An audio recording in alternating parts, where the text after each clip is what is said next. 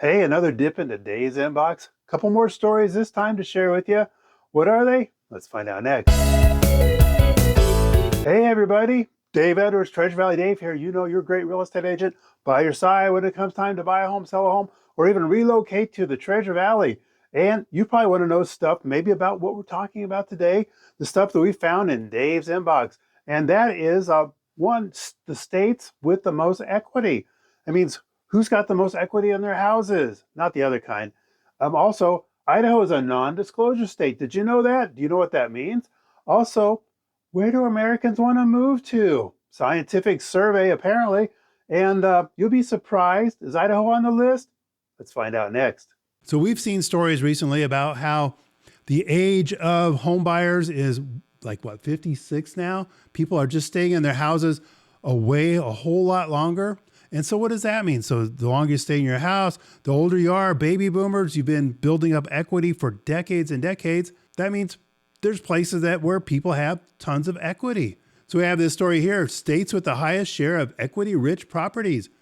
46.2% of mortgage residences were considered equity-rich. So that means that there's a whole lot more value in the house than what the mortgage loan is. A mortgage is deemed to be equity rich when the loan balance is no more than 50% of the property's estimated value. So you get half of it paid off, or inflation's done its job on you, and now you have a lot more equity than what the loan balance is. So where are these states where people are staying in their houses to be in that position? Vermont comes in at number one, 85%. Wow, that's a lot. That's up there. And then we have some more on the East Coast. Maine, I'm going to say that's the East Coast. Montana, I wonder why that is. Maybe it's all the family farms. Hawaii, probably because nobody can afford to move anywhere. California, well, we know that's the case, especially with Prop 13 locking everybody into those houses. And, like now you're old and you can't move because property taxes go through the roof. Massachusetts, also on the East Coast, probably pretty expensive there. New York, I'm just wondering, all these places on the East Coast, did they lock in their old people and now the old people can't move anywhere? But Idaho, that's not the case. We haven't locked in anybody. We see people upsizing, downsizing, things like that all the time. I think maybe it's just that they've stayed in their homes for so much longer. Maybe they moved from California and brought a pretty good amount of equity, so they put half down on their house when they moved in. I could see that. That sounds pretty reasonable. And a lot of that might be the same reason for Montana. But all these other ones, the reason is totally the opposite. So you probably figured this out. Idaho is a little different. Welcome to Idaho. Welcome to the United States of America. How many people have driven into Idaho? And if you didn't see that sign, it sure felt like it. Well, there's one thing that's different about Idaho. Idaho, my friend, is a non-disclosure state. What does that mean? Well, that means Zillow can't get our prices for homes that have sold. So if you're looking on Zillow, the price you see might not be all that accurate. Give me and Marina a call and we'd be glad to go into that a little bit more with you. But a non-disclosure state, so that's a state in the United States where real estate sold prices are not publicly disclosed or recorded as part of the public record. In these states, the actual sold prices of properties are not readily available to the public or are obtained through government records. Unlike many states, Idaho is one of the few non-disclosure states.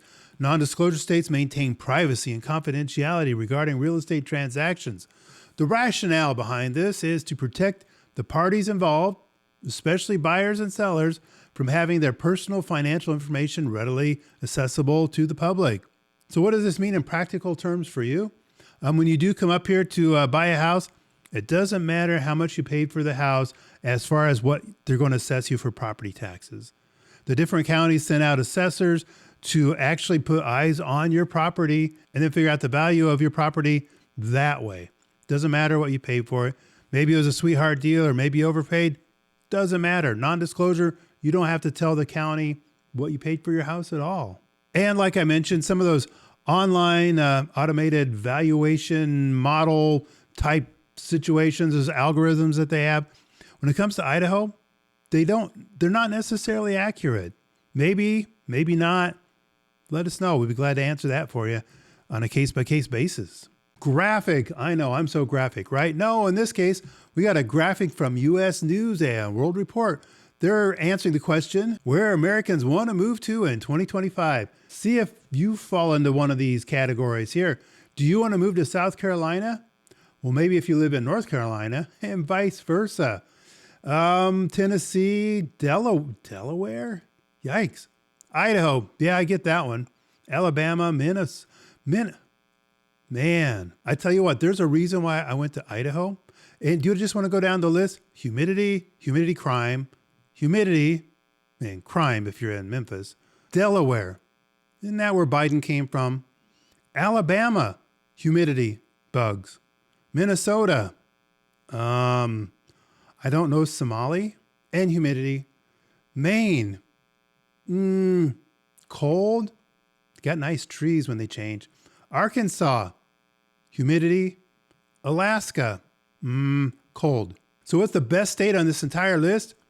Number 5, Idaho. So what about all these other states? Well, if you've only ever lived in Arkansas, well then Tennessee probably looks pretty good. But if you're looking for a nice place where people live conservative lives and we don't have hardly any humidity at all right here in the Boise area, 4 seasons, change of trees, great summers, mild winters. Yeah, Idaho, it's number 1 on my list. Hey, was that some great information, right? Some little tidbits, some little trivia, some stuff that was a little bit interesting. I think so anyway. Hey, and if you're interested in knowing more about what it's like to live in Idaho or maybe about buying or selling a house, hey, give us a call, text, email. I'd be glad to help you out with that. And until next time, we will see you on the next video.